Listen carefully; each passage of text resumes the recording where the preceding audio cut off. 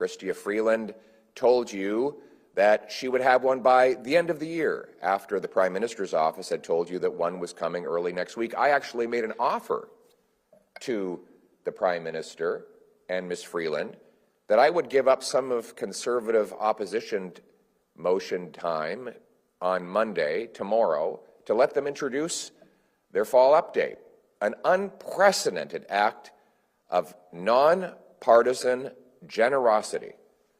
I was shocked to see them turn it down.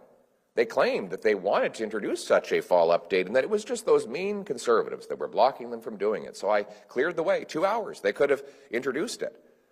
But they said no. Bizarre. Normally, governments love to introduce fall updates because they are gigantic opportunities to advertise all the good things the government is doing for the finances of the country and the pocketbooks of the people. Well, that is, if you're not doing any good things, then you probably don't want anybody to know about it. And that is, in fact, the case of this government. The reality is that Chrystia Freeland and Justin Trudeau have lost control of the finances.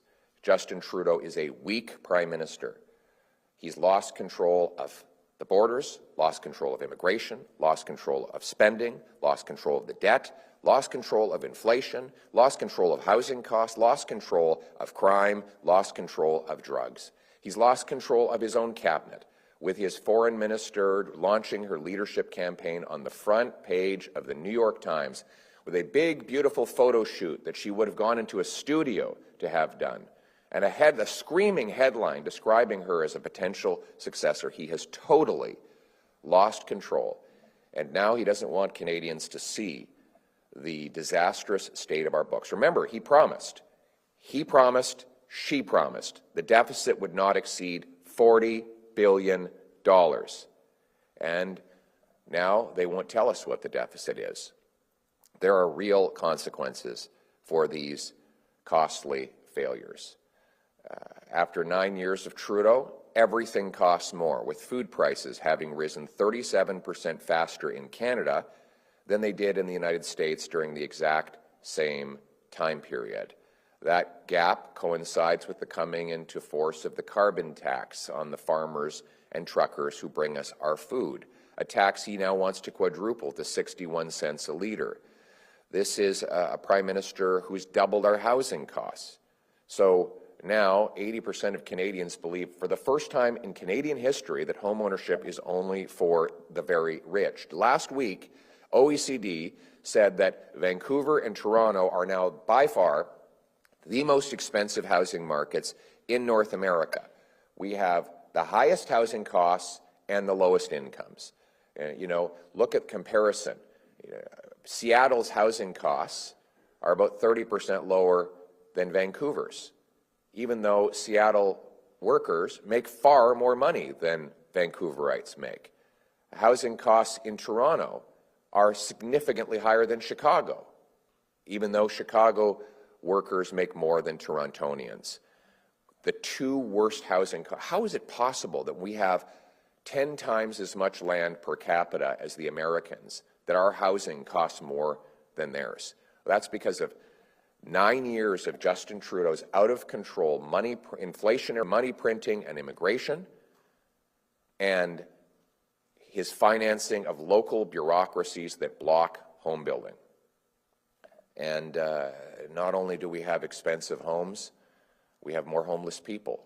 38% more chronic homelessness. 1,400 homeless encampments in Ontario after 9 years of Trudeau and the NDP Liberals. 35 homeless encampments in Halifax after 9 years of Trudeau and the NDP Liberals. 2 million people line up at food banks. A quarter of our kids are going to school hungry, and a quarter of parents are skipping meals so their kids don't have to. Those same parents toss and turn at night because they are the most indebted households in the G7. By far, it's not even close. And then our own debt, our national debt, has doubled. Trudeau and the NDP Liberals have added more debt than all prior prime ministers combined. And now they won't even tell us how big the debt or the deficit is.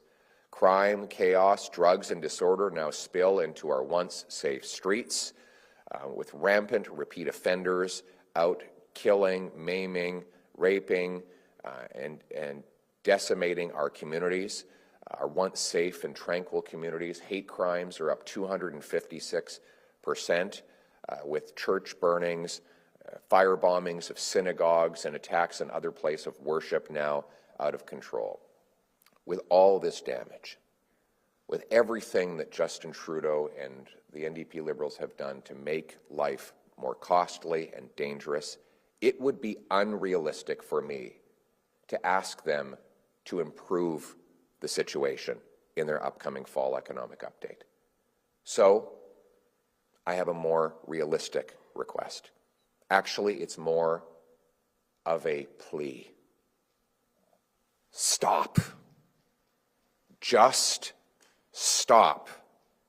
Stop adding inflationary spending that balloons the cost of living. Stop your carbon tax hikes. Stop taxing home purchases. Stop adding dangerous and irresponsible debt that threatens our social programs. Everything you're doing, Justin Trudeau, just stop doing it in this fall update until common sense conservatives can start fixing everything you broke. There will be a carbon tax election. And in that election, there will be a very simple choice. Either we go ahead with quadrupling the carbon tax to 61 cents a litre, driving hundreds of billions of dollars and millions of jobs to America and driving our people to starvation, or common sense conservatives who will axe the tax. That's why it's a carbon tax election. 61 cent a litre carbon tax with the NDP Liberals, zero carbon tax with the Conservatives. The choice again, an NDP Liberal government who will tax your food, punish your work, double your housing cost, and unleash crime in your community, or common sense conservatives who will axe the tax, build the homes, fix the budget, and stop the crime. Our common sense conservatives will take the GST off new homes to save you up to 50 grand on a purchase and stimulate an extra 50,000 apartment and housing builds every single year. We will cap spending, cut bureaucracy and waste to fix the budget.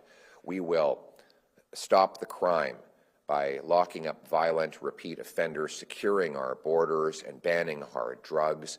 In essence, we will bring home Canada's promise, a very simple promise, that hard work earns you a powerful paycheck and pension, that buys affordable food, gas, and homes in safe neighborhoods in the freest country on earth, Canada. Let's bring it home. Thank you. We'll now take questions from the floor. Good morning, Mr. Poilievre. JP Tasker from CBC News. In an interview this morning, Donald Trump again floated the idea of Canada becoming the 51st state of the United States. Are you concerned that the President-elect repeatedly brings up this idea of annexing our country? Well, the bottom line is that Justin Trudeau is a weak leader, and he gains no respect from countries all around the world. Canada should have a strong, smart leader with the brains and backbone to put our country first, and that's what I will do. We will have common sense conservatives will put Canada first. We will remove the crippling taxes and debt that have weakened our country under Trudeau. We will unleash the production of our resources to make ourselves more economically independent.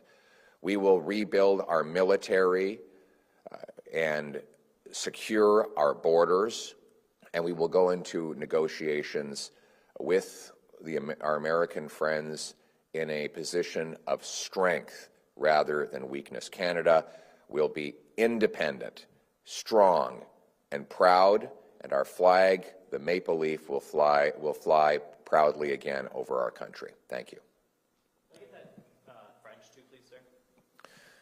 Évidemment, Justin Trudeau est un chef faible qui a perdu le contrôle. Il n'a pas le respect des autres chefs mondiaux. Il est un chef qui a perdu le contrôle de nos frontières, de notre immigration, de nos dépenses, des déficits, et c'est comme ça qu'on est dans une position de faiblesse. On a besoin d'un chef qui est fort, que les autres chefs mondiaux prennent au sérieux. Un chef qui va mettre le Canada d'abord. Le Canada sera plus indépendant, plus fort et plus prospère quand je serai Premier ministre. On va éliminer les taxes et les déficits qui poussent notre investissement vers les Américains. On va renforcer nos frontières et notre militaire pour que notre pays soit fort encore. Et nous allons pouvoir négocier avec tous les autres chefs mondiaux dans un rapport de force. C'est ça qu'on va faire, c'est ça, mettre le Canada d'abord.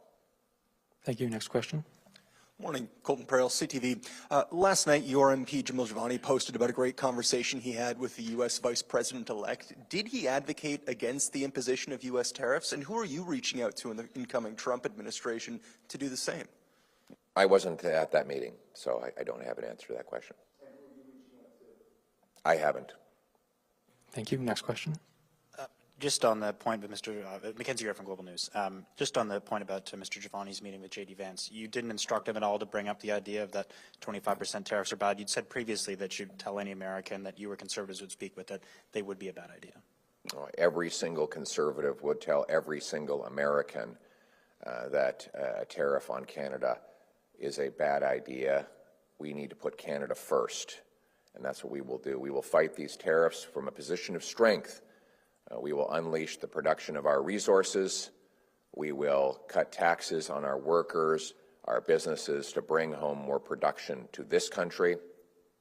We will stand shoulder to shoulder with the men and women in uniform by rebuilding our forces, and we will reinforce our border, all of which will put Canada in a position of strength and reverse the weakness that Justin Trudeau has brought to our country after 9 years of weak leadership. So every conservative tells every American that tariffs on our country are a bad idea, and when I'm Prime Minister, we will have a strong Canada First policy in order to fight those tariffs and to fight for Canadians. Thank you. This will be the final question. Jim Broadskill, the Canadian Press. Good morning. Do you have any thoughts on the fall of the Assad regime in Syria and anything that Canada could or should do to help restore stability to the region? Well, first of all, Assad was a puppet for the tyrants of Tehran.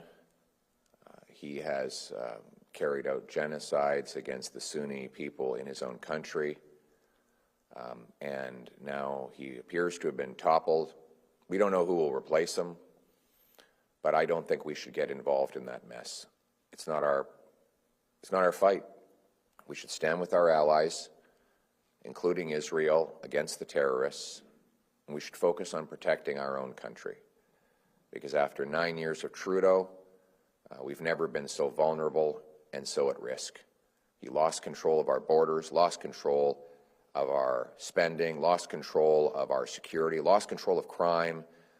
He's allowed terrorists to come into our country even after they've been videotaped mutilating human beings in other parts of the country, in other parts of the world. And what we need now is a strong leader who will put Canada first. My only concern is Canada. We need for a change a Prime Minister who will put this country and its people first.